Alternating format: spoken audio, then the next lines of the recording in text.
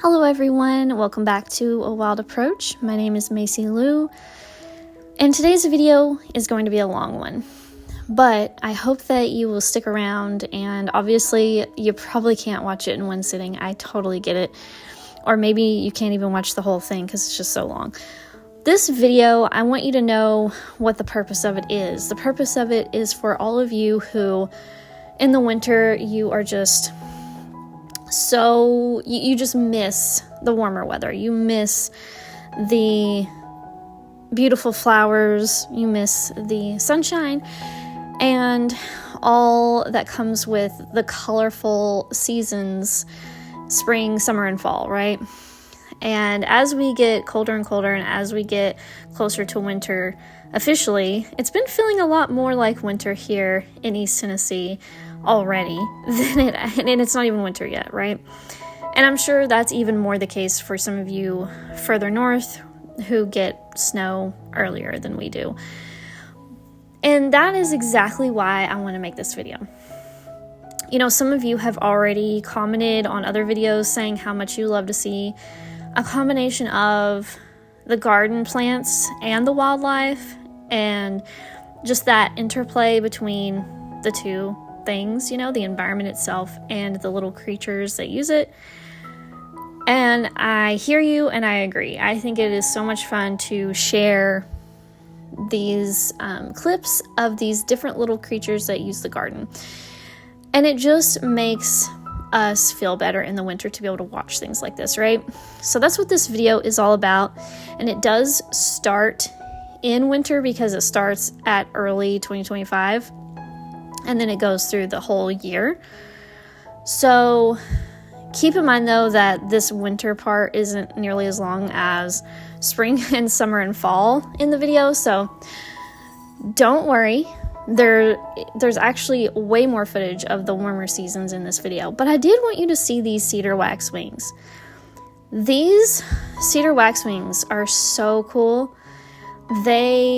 I think from what I can tell in the footage, are feasting on hackberry berries. At least that is what it looks like. It looks like they're eating hackberries. Because there are actually several hackberry trees like on the property lines and such. And this in particular, this is my backyard, and this is actually a hackberry tree that isn't even in my yard. It's in my neighbor's yard behind me, but it leans over our yard a little bit. And so I'm able to get the footage of the cedar waxwings, which is really cool because I very rarely ever see cedar waxwings in my garden. So to be able to capture footage of them is really special to me, and some of the footage is kind of funny. I mean, the acrobatics that they do, some of the flight, like takeoffs that they did were funny. And of course, they're eating berries, and so they're also pooing out the berries as well. And so it really shows me how there are so many baby hackberry trees back in my backyard on this side of on my side of the fence, because that's what they're doing. They're up in the mature tree eating the berries and then just pooing them right out. So I'm getting the little baby trees from this. And I just want to point that out because, you know, hackberry trees are often kind of not high on the list for people to plant. Like, hackberry trees aren't as beloved as oaks and cherries and things like that. And to be fair, oaks and cherries are keystone species, so I totally understand that. But I do want to give a little shout out and a little love to the hackberry tree because it is a tough tree. And it can usually handle quite a bit of drought, at least in my neighborhood, it seems to. And it's just, it has such beautiful bark, too, in my opinion. It has an interesting texture to it that, to me, doesn't really look like any other tree. I mean, to be fair, hackberry, sugarberry, and all of those relative trees, to me, are very similar, and I have a hard time telling them apart. So if you can tell them apart, put that in the comments. We would love to hear your tips on identification. But I'm pretty sure that what I'm seeing around my neighborhood are hackberries. Anyway, that being said, I just want you guys to be able to sit back, relax, and watch this video, and let me know what you guys think down below.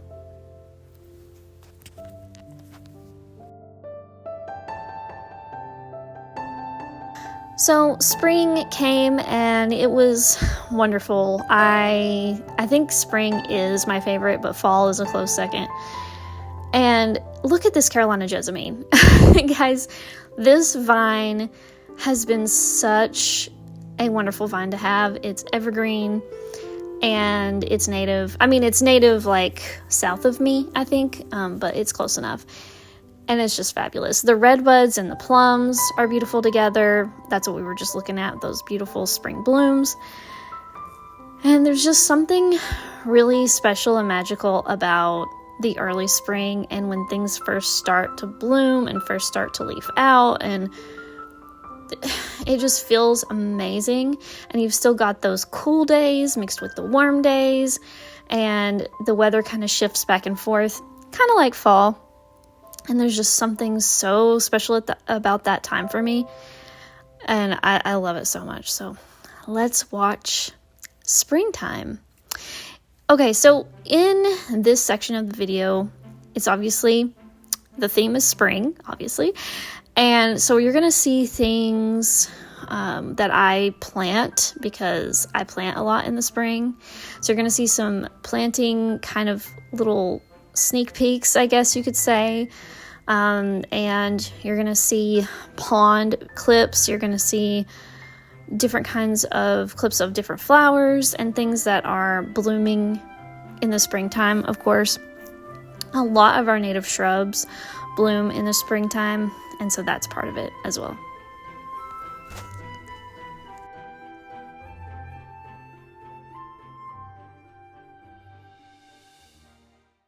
Hey guys, thank you so much for clicking on this video. Please don't forget to hit the like button if you are enjoying this content so that I can know what videos you all like the best. Do you need a short, quick guide to get started in wildlife gardening? Well, turns out I've got just the thing. I just came out with a new free ebook just for you, and it's called A Wild Approach to Gardening 101, and it's available on my website today at macylou.com/shop. It's free, so go check it out. What do you have to lose? Guys, I just cannot get over how beautiful the American plum is. The American plum and the Eastern redbud are gorgeous together. If you have room to interplay them together and intermix them into a planting, do it. Because when they bloom, the white for the American plum and the purpley pink magenta, kind of light magenta color for the Eastern redbud together, oh my gosh, it's gorgeous. The display is amazing. So I highly recommend them being planted together or near each other in some way. It's just such a gorgeous thing to see.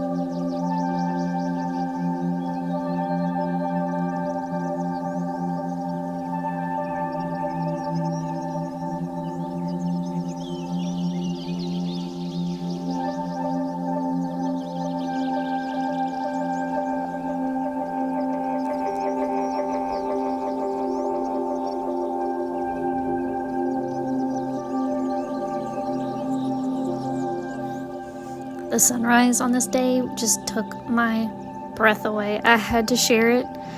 I had to record it. I couldn't just leave it be.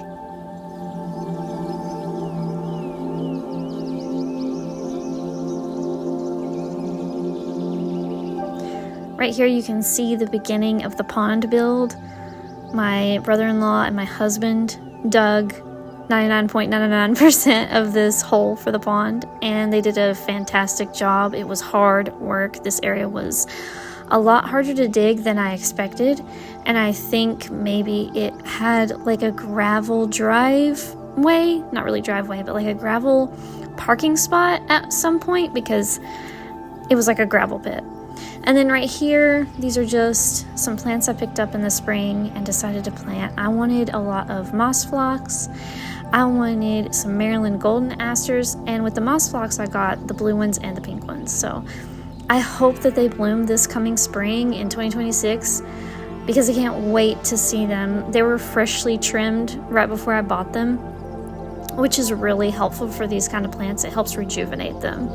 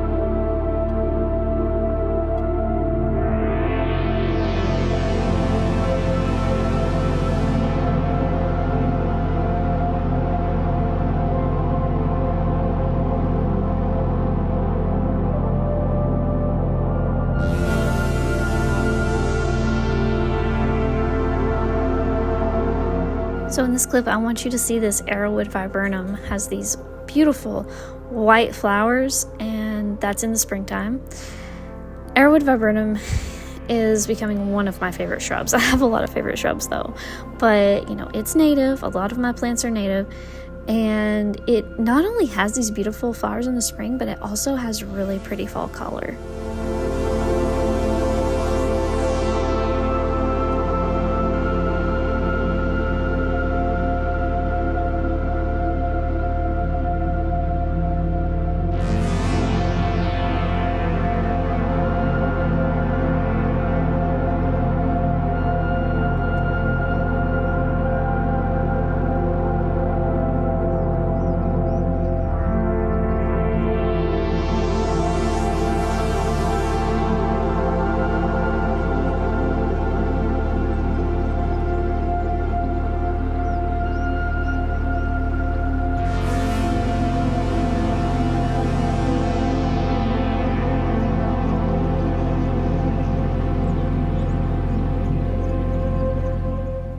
Right here, I'm planting a blue moon woodland phlox, which is a cultivar of our native woodland phlox, and it smells amazing, and it's really great for the butterflies.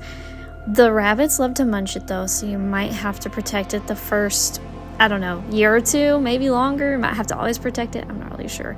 And right here is the common 9-bark that I have. I had two, one of them died. I always expect that some things are gonna die, so I don't let my heart break over it. But this one survived and seems to be doing really well, and it has beautiful flowers in the spring. Right here is the cardinal flower. I planted multiple cardinal flowers here at the base of a splash pad under a downspout, and that's a great spot for a cardinal flower because they love wet and disturbance. Here's a pawpaw, and then here is a monarch on butterfly milkweed. And my butterfly milkweed tends to bloom in the spring, and it's usually gone, I don't know, early to midsummer. By the time I get to late summer, I forget that I even have butterfly weed, usually, because it's just completely dormant for me here. And then this is Golden Alexander, which I love, and Red Columbine, which I also love quite a bit.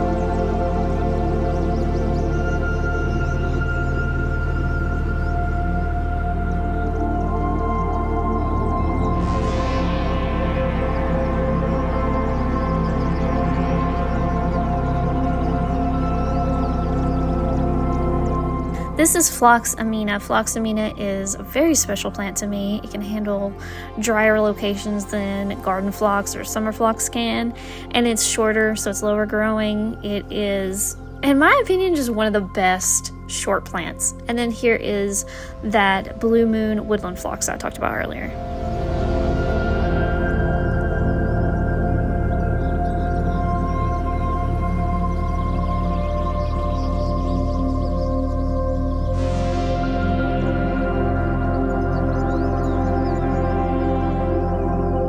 This is pipevine. I have two different species of pipevine. One is Aristolochia tomentosa and the other one is Aristolochia macrophylla.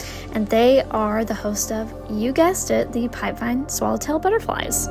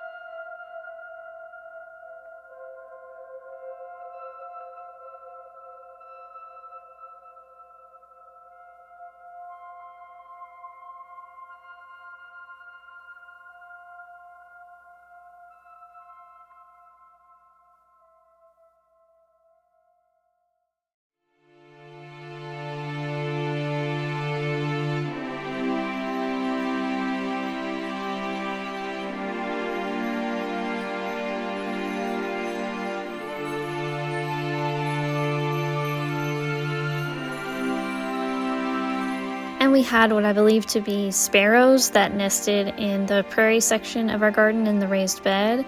And that's what you're seeing right now. There's a mama sparrow or a daddy sparrow with a caterpillar in its mouth to give to the babies. And then you'll see the little babies with their short little tail feathers in a minute.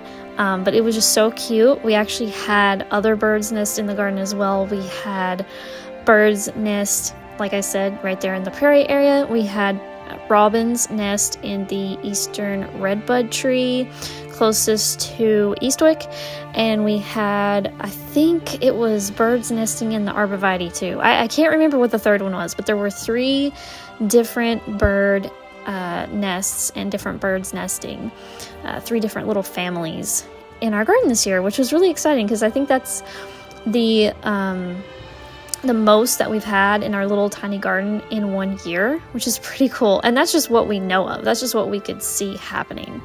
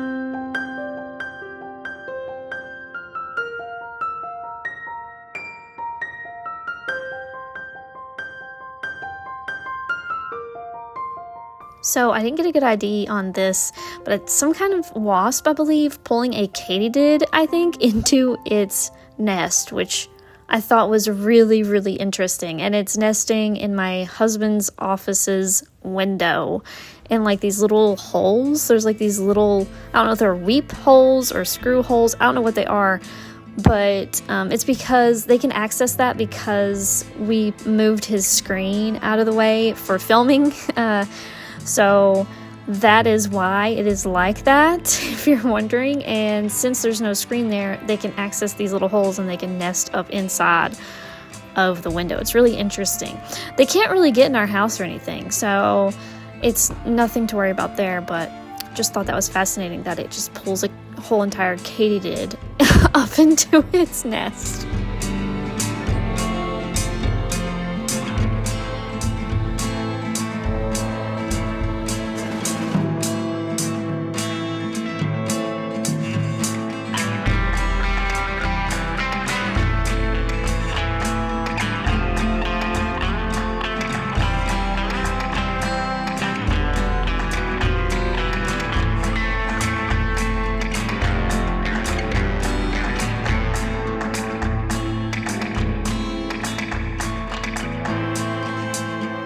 And of course, the American elderberry is just one of the most gorgeous shrubs, in my opinion, of all time. No matter what, like, I love it. Yeah, it kind of like drops its leaves earlier than a lot of other shrubs, and it kind of looks like not much in the fall and the winter, of course, but come on, it's worth it. Look how it looks in the spring, okay? It is magical, and I just suggest mixing it with shrubs that have a different phenology, like maybe they don't lose their leaves as early in the fall and as early in the winter, or maybe like putting some evergreens on each side of it or something, some other interest at other times of year right next to it to kind of contrast it. That's my suggestion.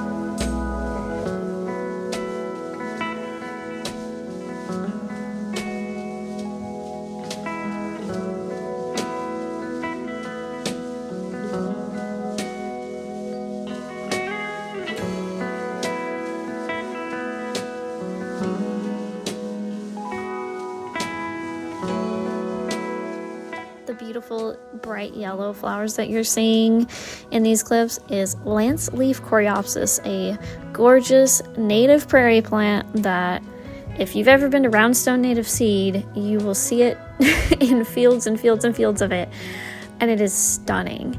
and it's drought tolerant, and it's really easy. It's really easy to grow, and that thing can grow in a pot and be neglected for like 2 or 3 years and still survive. So that's a tough plant, and that's a really good prairie plant.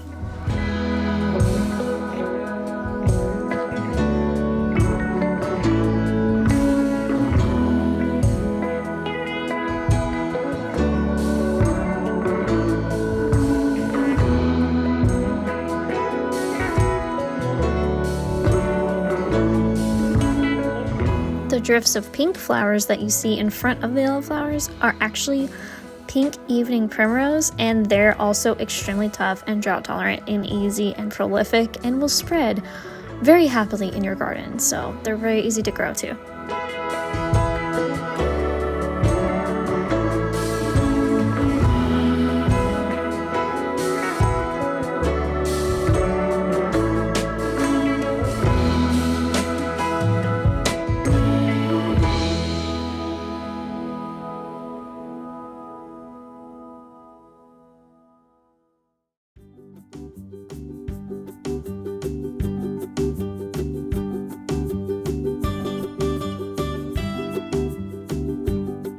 Tennessee coneflower is a gem. You guys, if you have a good spot for Tennessee coneflower, you've got to grow it.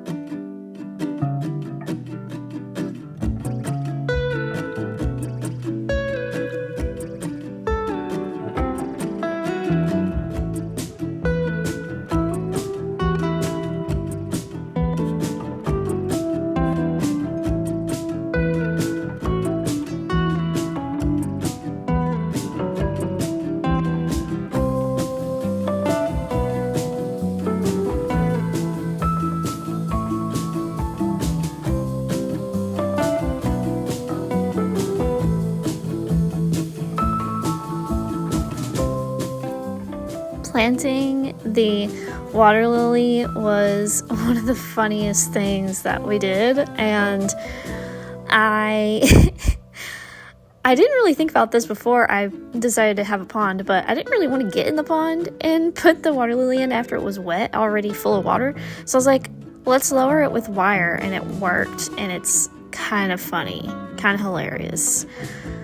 I might need to think of other strategies for the future, but this worked out really well for this plant. So far so good. Later in the video, you're going to see the water lily bloom and get more leaves, more and more leaves as the summer goes on. And it's fabulous. It went fantastic. Really pleasantly surprised with how that went.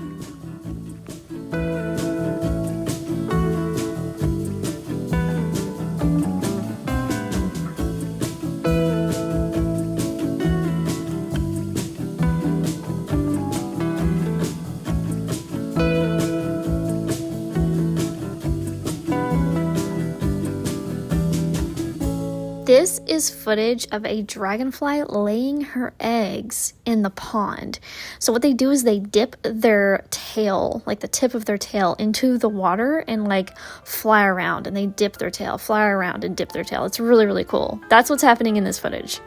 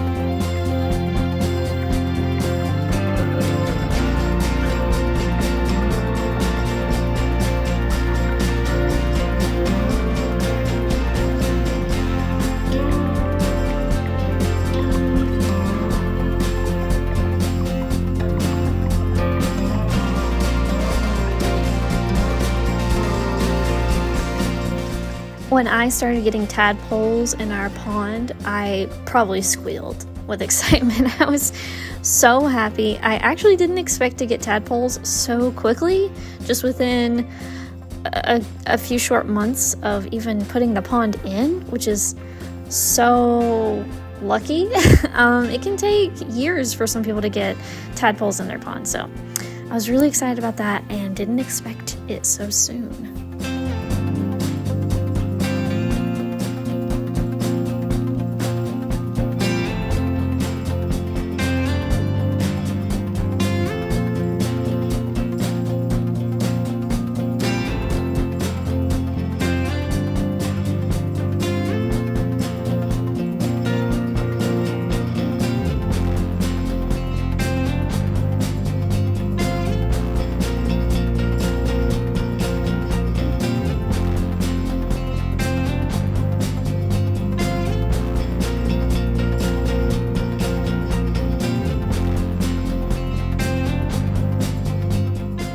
These mud daubers are so cute. They create these like perfect little spheres out of the clay soil, and they fly off and they build their nest with it. It is adorable.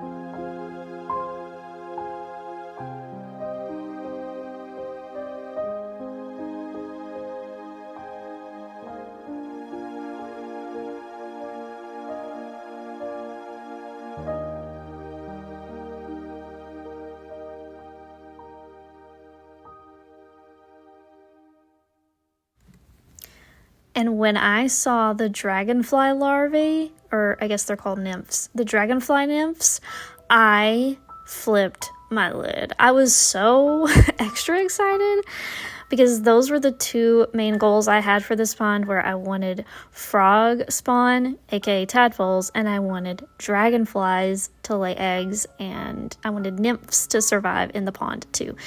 And so I met both of those main goals and very quickly, and I was in shock. A good kind of shock.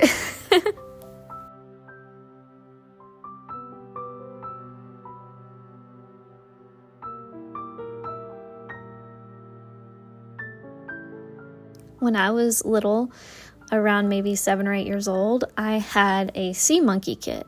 And I just remember being so excited about this sea monkey kit that I got. And we set everything up. We followed the directions and nothing happened. It was so disappointing. And I feel like this pond is the opposite of that. This pond and the garden as a whole is like what I wanted from the sea monkey kit. You know what I mean? Like, I know we can't ask this much out of a sea monkey kit, but like, it was like nothing happened. And this is a whole lot of something happening in this pond and in this entire garden. And it's just, it fills my heart with joy, and I cannot get enough of it.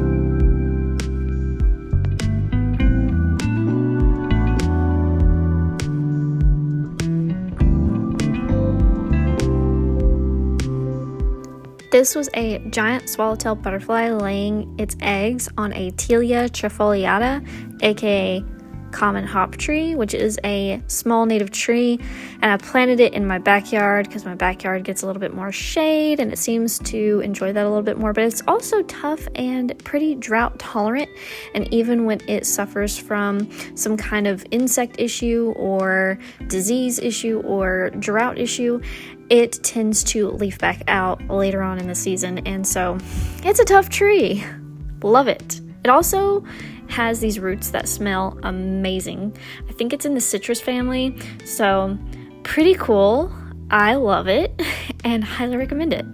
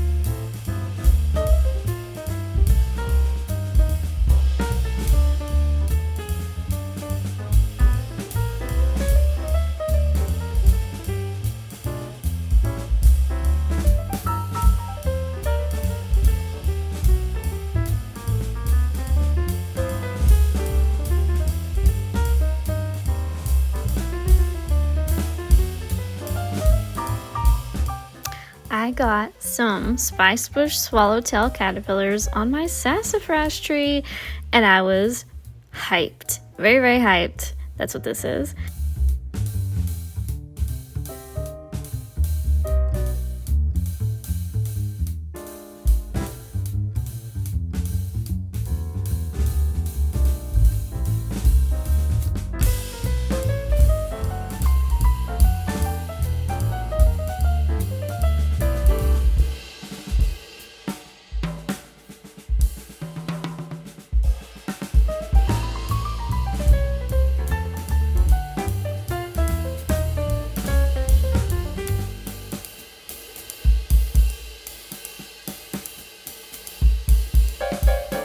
A raccoon showed up and definitely took a dip in the pond because there is footage from my surveillance camera of it tiptoeing up the driveway after leaving the gate, which is right next to the pond. So pretty sure it took a dip. And I also saw evidence later in my pond of like disheveled water lily leaves and like mud on the leaves, and the pond was all murky again because it had gotten kind of cleared up and then it got murky again. So we have raccoons in our neighborhood, and they like to swim, they like to take a dip, they like to party in the water, okay? And they will eat the wildlife in the pond also. So it is the circle of life. And yes, it can be sad when you stop hearing the frogs croaking and you're like, did they get eaten? But again, it's a circle of life. And I also enjoy seeing the little raccoons walking around. So food for thought.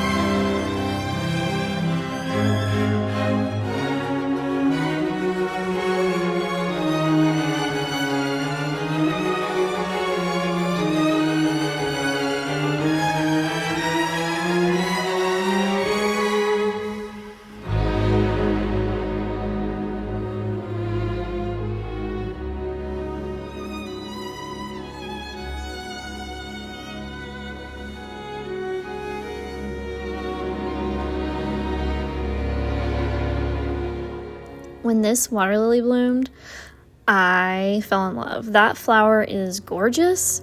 And it's funny, I took footage of the bloom, and it wasn't until I watched the footage back that I realized there was a little tiny frog on one of the petals, like near the base of the flower underneath, like in the shade of the rest of the flower, just kind of peeking its little head out. And I was like, that is adorable. So I actually made artwork of it.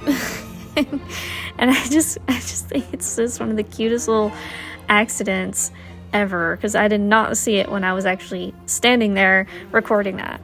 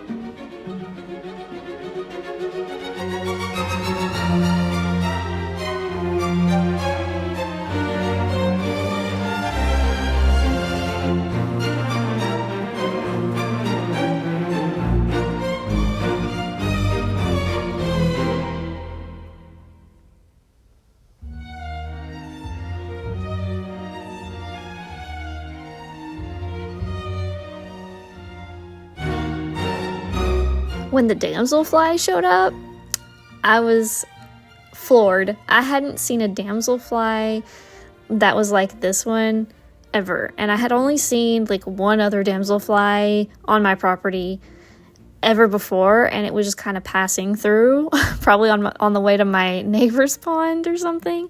And it was a different pattern or color or whatever. And so when I saw this, I didn't even expect to see damselflies for a while. And to see this, I was like, oh my God, yes, you're adorable. You're so cute.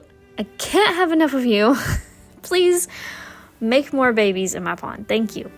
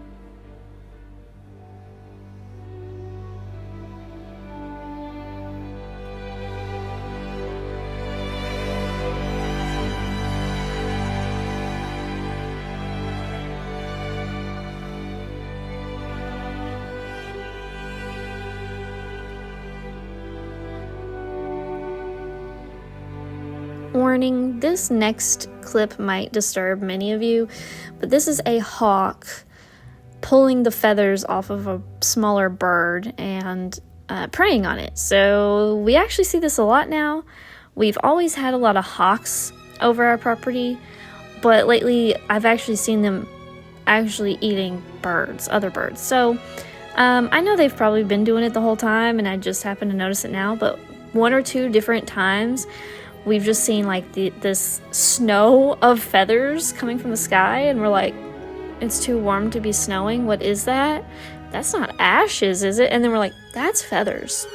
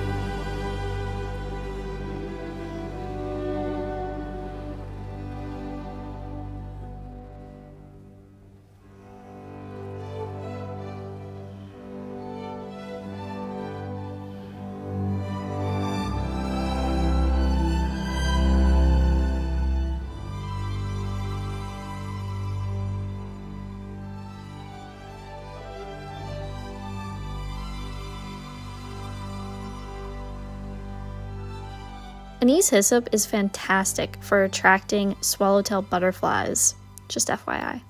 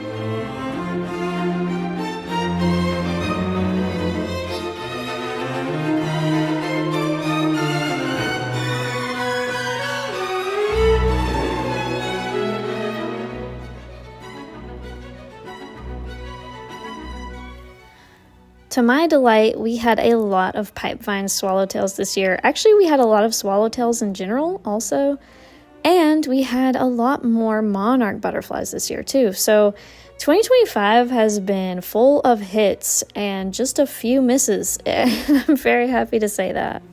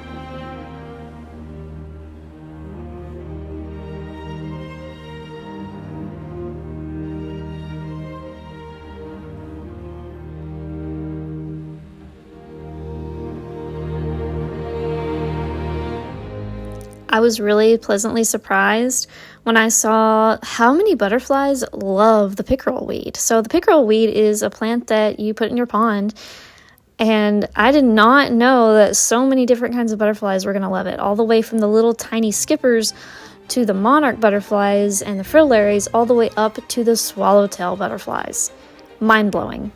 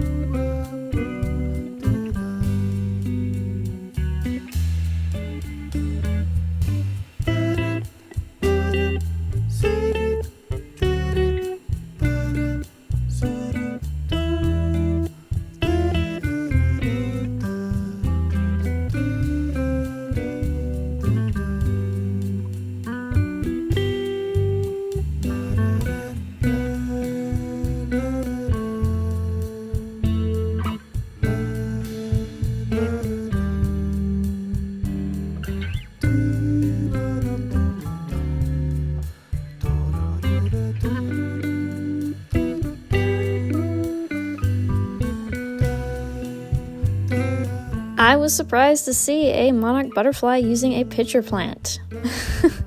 And of course, not getting trapped in it because it's just hanging out on the outside and soaking up what it wants on the lip of the inside. So, pretty cool.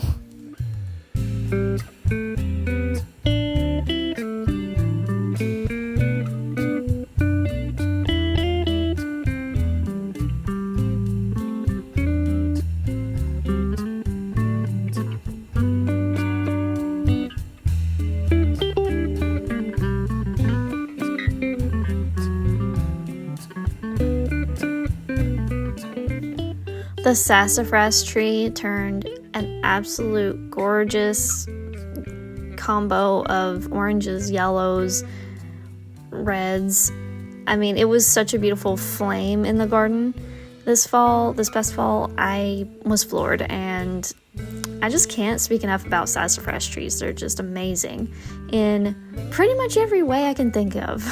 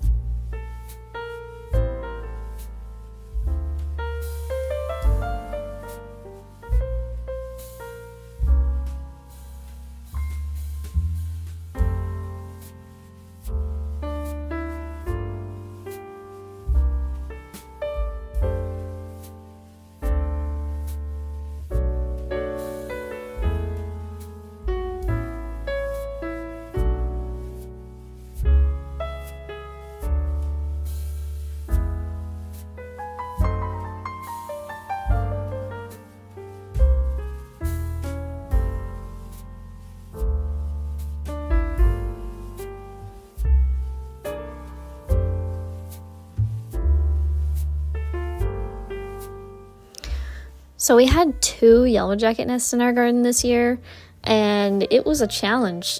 I'm staying away from them and trying not to get stung.